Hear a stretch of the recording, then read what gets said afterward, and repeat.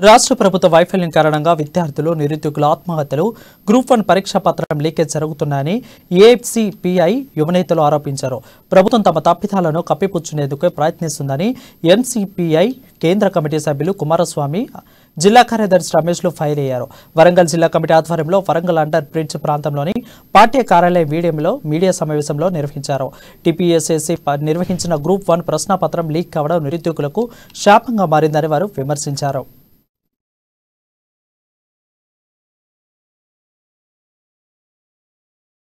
ఈ రోజు తెలంగాణ రాష్ట్రం వస్తే బంగారు తెలంగాణగా ఏర్పడుతున్నటువంటి చెప్పినటువంటి కేసీఆర్ గారు, విద్యార్థుల భవిష్యత్తు తిరిగేటువంటి పరిస్థితుల్లో ఉద్యోగాలు నోటిఫికేషన్ ఇస్తా అని చెప్పినట్టు కేసీఆర్ గారు, ఇవాళ విద్యార్థులు రాస్తున్నటువంటి నీట్ ఎగ్జామ్ లో పేపర్ లీక్ ఏదైతే జరిగిందో ఇచ్చినటువంటి హామీని నిలబెట్టుకునే పరిస్థితుల్లో కేసీఆర్ గారు ఉండడం మూలంగానే ఒకవేళ గనక వీళ్ళు ఎగ్జామ్ లో గనక వీళ్ళు పాస్ అయిన తర్వాత ఉద్యోగాలు కనుక ప్రకటించకపోతే తెలంగాణ రాష్ట్రానికి పతనం తప్పదనే ఆలోచనతోటే ఈ పేపర్ లీకేజ్ చేయడం మూలంగా విద్యార్థులు జీవితాలతో ఆటలాడుతున్న రాష్ట్ర ప్రభుత్వం తక్షణమే విద్యార్థులకు ఏ రకంగా అయితే జరిగినటువంటి పేపర్ లీకేజ్ ను అంగట్లో సరుకులాగా ఈ రకంగా విద్యార్థి సంస్థలను అప్పచెప్పడం జరుగుతూ ఉన్నది. ఆగమ్య గోచరంగా తయారైన పరిస్థితి రైతుల జీవితాలు అనేక కష్టాలు పడి అప్పులు తెచ్చి పెట్టుబడి పెట్టి ఆరుగాల కష్టపడితే చేతికొచ్చే దశలో ఈరోజు ప్రకృతి కన్నెర చేసి ఈ అకాల రాళ్ల వానలతోటి మిర్చి, మొక్కజొన్న, అదే విధంగా పండ్ల పంటలు, అదేవిధంగా కూరగాయల పంటలు అన్ని కూడా పూర్తిగా నీలమట్టపై ధ్వంసమైన పరిస్థితి ఉంది. ఈ రోజు తెలంగాణ రాష్ట్రం వస్తే బంగారు తెలంగాణగా ఏర్పడుతున్నటువంటి చెప్పినటువంటి కేసీఆర్ గారు, విద్యార్థుల భవిష్యత్తు